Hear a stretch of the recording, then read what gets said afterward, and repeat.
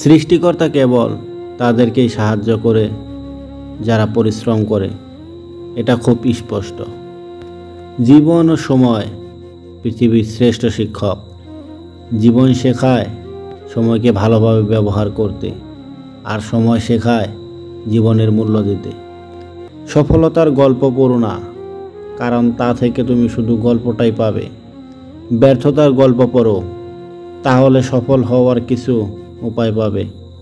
যদি তুমি সূর্যের মতো উজ্জ্বল হতে চাও, তাহলে সবার আগে তোমাকে সূর্যের মতো পড়তে শিখতে হবে। শিক্ষার উদ্দেশ্য হলো কৌশল এবং বিশেষজ্ঞতার সাথে ভালো মানুষ তৈরি করা। একমাত্র শিক্ষকরাই পারে এরকম মানুষ তৈরি করতে।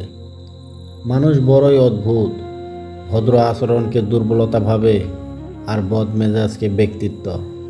মানুষ তার ভবিষ্যৎ পরিবর্তন করতে পারে না, কিন্তু অভ্যাস পরিবর্তন করতে পারে। অভ্যাসই মানুষের ভবিষ্যৎ পরিবর্তন করে দেয়। জাতির সবচেয়ে ভালো মেধা ক্লাসরুমের শেষ বেঞ্চ থেকে পাওয়া যেতে পারে। লক্ষ্য অর্জন না করা পর্যন্ত লড়াই থামিও না। এটাই অদ্বিতীয় তুমি।